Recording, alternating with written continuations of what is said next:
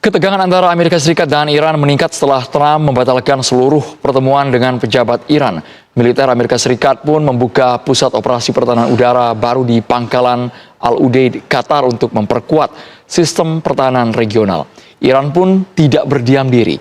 Militer Iran menegaskan kesiapan mereka dalam menghadapi ancaman keamanan.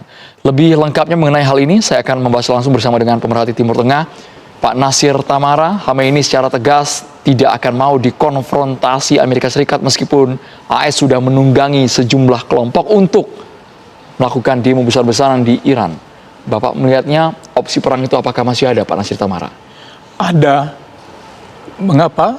Karena Presiden Trump tidak bisa diduga. Presiden Trump sudah mengatakan bahwa tidak akan mendengar PBB. Buat dia, kepentingan nasional Amerika Serikat, kepentingan dirinya, dan dia punya tanggapan terhadap etika, itu menentukan. Jadi Presiden Trump ini seorang presiden yang pertama dari Amerika Serikat yang pada saat ini mengatakan dia tidak menggubris PBB lagi. Jadi artinya apa? Segala kemungkinan itu bisa terjadi. Namun pada saat sekarang menurut saya sih dia sedang menganalisis ya, tentara Amerika Serikat, intelijen Amerika Serikat, dan Mossad menganalisis bagaimana sebetulnya kekuatan Iran. Sebenarnya kan secara kekuatan militer sudah mulai secara bertahap ditarik, Pak ya, oleh Amerika Serikat, ya. Nasir Tamara. Ya, betul. Tapi dalam 24 jam ke depan, ada informasi dari pejabat Barat, bisa saja Trump melancarkan serangan ke Iran. Sangat bisa. Karena mereka mempunyai pesawat pembom B-2 itu yang bisa terbang dari Atlanta di Amerika Serikat ke Iran. Itu 3 pesawat yang membom 3 reaktor nuklir Amerika Serikat. Mereka punya kemampuan, dan itu pesawat siluman stealth yang nggak bisa dilihat oleh radar, yang dibanggakan oleh Trump, yang ditaruh di rumahnya, itu miniaturnya. Jadi mereka mempunyai kekuatan yang luar biasa. Meskipun mereka punya kapal induk terbesar mereka, Gerald Ford, itu sekarang lagi di Karibia. Dan dia tidak akan bisa kembali ke Timur Tengah dalam tempo 1 minggu. Estimasi waktu, Pak ya? Iya, cuma nggak mungkin. Yang satu lagi Lincoln, 1000 km dari Timur Tengah, itu juga tidak. Artinya ini masih dalam tahapan namanya Cywar. Mereka mencoba menganalisis apakah sesudah menggoyang Iran sejak tanggal 28 Desember, sudah hampir 3 minggu ini, Iran akan runtuh. Kita bicara kenyataan. Kenyataan bahwa sekarang demo sudah berhenti. Padahal Menteri Israel bilang bahwa Israel terlibat di dalam membantu para demonstran itu. Bahkan disebutkan dalam sumber-sumber, demonstran ada yang dipersenjatai. Jadi maksud mereka membunuh alat negara di Iran. Kan nggak mungkin tuh kejadian di Indonesia, demonstran membawa senjata tajam, senjata api kan. Maksud Bapak, AS menggunakan tangan Israel untuk menyerang Iran, menguasai Iran. Karena Israel itu mengakui sendiri bahwa mereka ada di balik demonstran itu. Itu tidak dirahasiakan. Jadi agen mereka banyak sekali di sana, dan mereka Mossad sudah lama sekali di sana.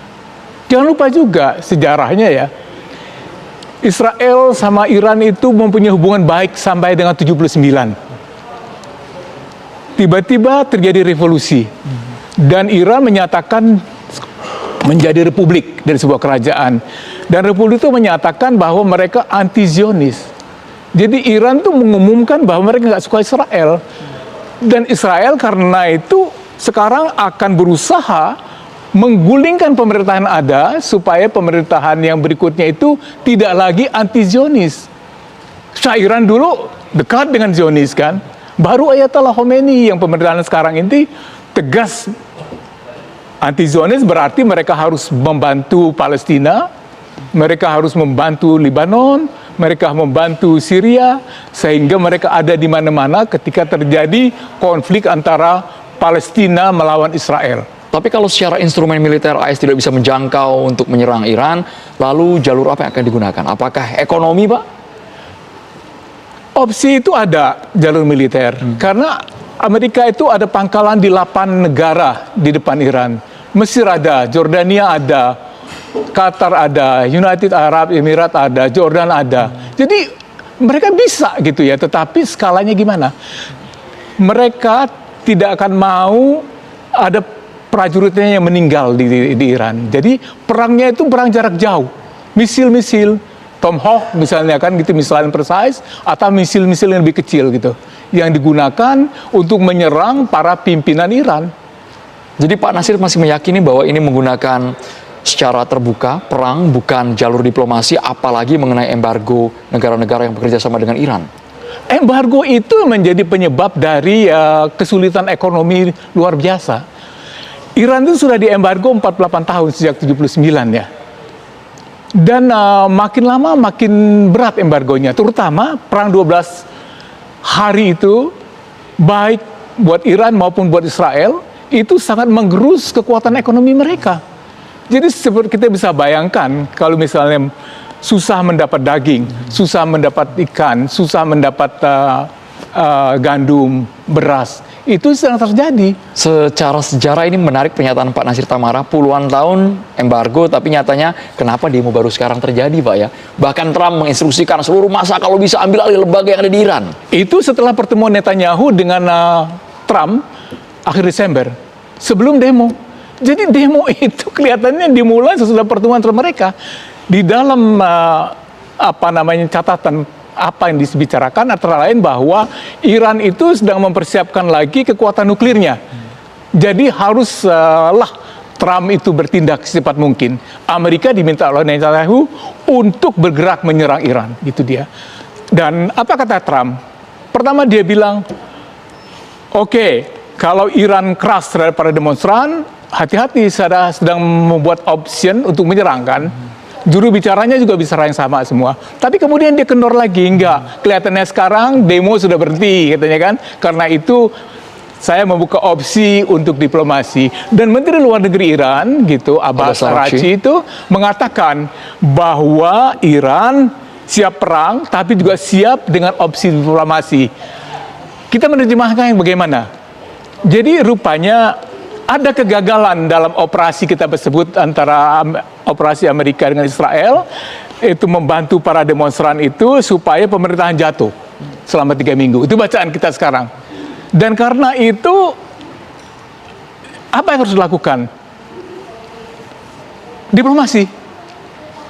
Presiden Trump sudah membuka jalan, sudah bicara, kemungkinan mau kalau para demonstran tidak dibunuhlah 2.000 jumlahnya, dibicarakan angkanya gitu kan, ada angka keramat lah yang disebutnya. Kalau angka yang terbunuh itu segitu, dia akan turun. Kalau enggak gitu kan. Nah gimana kita membacanya? Membacanya bahwa sekarang ini dalam tahap untuk cooling down. Kenapa cooling down? Seluruh negara Arab di Timur Tengah tidak mau terjadi perang. Saudi tidak mau, Mesir tidak mau, Qatar nggak mau, United Arab Emirates nggak mau, Jordania nggak mau. Karena mereka takut ya, ini dampaknya lebih besar daripada perang Iran-Irak yang berlangsung hampir 10 tahun dulu. Di mana seluruh laut itu terjadi peperangan sehingga kapal-kapal pembawa minyak itu dihancurkan. Semua kapal perdagangan terhenti, Pak ya? Dan juga begini, apakah sekarang Rusia akan mau gitu, Amerika Serikat menduduki Iran, sehingga nantinya Iran bisa dijadikan pangkalan militer Amerika Serikat. Jarak antara Iran dengan Rusia itu sangat dekat. Bayangkan, jadi Amerika Serikat kalau berhasil membangun pangkalan di Iran, itu menjadi bahaya yang sangat besar bagi Rusia, tapi juga buat Tiongkok. Karena sekarang kan dia dari Amerika Serikat jauh, dia punya pangkalan-pangkalan. Tapi kalau pangkalannya di depan mata, kan itu tetangganya Rusia sama Iran itu. Itu betul-betul seperti menantang Rusia dan Cina secara langsung, Pak ya? Ini faktor ini, jadi faktor ini dipertimbangkan. Arab tidak mau, semua negara Arab, di mana ada pangkalannya Trump. Ada 8 itu dia nggak mau kan. Kemudian dia lihat faktor, Cina nggak happy. Kenapa? Karena minyaknya Venezuela untuk Cina itu seharga 2.000 miliar dolar, tiba-tiba dialihkan ke Amerika Serikat. Cina terpaksa cari tempat lain. Di mana? Cina akan cari ke Iran. Kenapa? Iran membutuhkan pembeli kan? Karena dia diembargo, nggak boleh jual sembarangan. Jadi dia akan membeli minyak dari Iran dengan harga yang murah. Supply Cina untuk energi akan aman. Jadi bayangkan aja, apakah Amerika siap menghadapi Cina yang akan marah-marah karena tempat suplai minyaknya dia, dan Rusia juga akan marah-marah gitu ya. Dan akibatnya terjadi perang, dia dikeroyokin oleh Para aliansinya, Pak, ya? Rusia, Tiongkok. Kalau tidak secara militer langsung, tapi juga secara ekonomi. Jadi Dan ini ada BRICS nih sekarang nih. BRICS itu besar. Amerika sedang berhitung. Ya, Amerika sedang berhitung. Melakukan kalkulasi yang kira-kira mengamankan posisi Presiden mereka Trump juga. itu businessman. Dia bilang kalau kita bisa damai, ngapain kita perang kan? Cost of war is very expensive. Sekarang itu kan Iran memang bangkrut lah kita bilang secara ekonomi. Israel juga bangkrut. Bedanya apa? Israel di belakangnya ada Amerika Serikat, bisa pinjam uang kapan aja. Gua ngutang dulu. Silahkan gitu. Kebangkrutan Iran, masa sudah mulai mereda, situasi dibuat kondusif di Iran, tapi soal ekonomi apakah mungkin berbalik, Pak? Rebound? Pulih secara perlahan, Pak Nasir Tamara melihatnya? Menurut saya sih, apa yang terjadi sekarang ini, Eropa juga, Uni Eropa, NATO juga nggak kepengen perang. Jadi bukan hanya Rusia, bukan hanya Arab, tapi juga sekutu-sekutu Jerman, Perancis, segala macam itu nggak mau. Meskipun kanselir Jerman bicara katanya dalam hitungan hari dan minggu katanya akan jadi penyerangan. Itu bisa aja sih kalau mau terjadi penyerangan gitu. Tapi dia sendiri ngomong begitu kan. Dia nggak punya nuklir Jerman kan. Yang punya nuklir itu Inggris dan Prancis di Uni Eropa kan. Yang diperhitungkan orang itu adalah negara-negara yang memiliki efek penggentar nuklir gitu. Itu yang paling ditakutkan oleh Amerika Serikat. Terima kasih banyak Pak Nasir Tamara, pemerhati Timur Tengah, sudah bergabung di Kabar Petang. Terima kasih banyak. Pemirsa, jenazah Syafiq Ridan Ali Razan, pendaki Gunung Selamat yang ditemukan meninggal dunia, berhasil dievakuasi dalam jurang 20 meter. Selengkapnya sesaat lagi di Kabar Petang.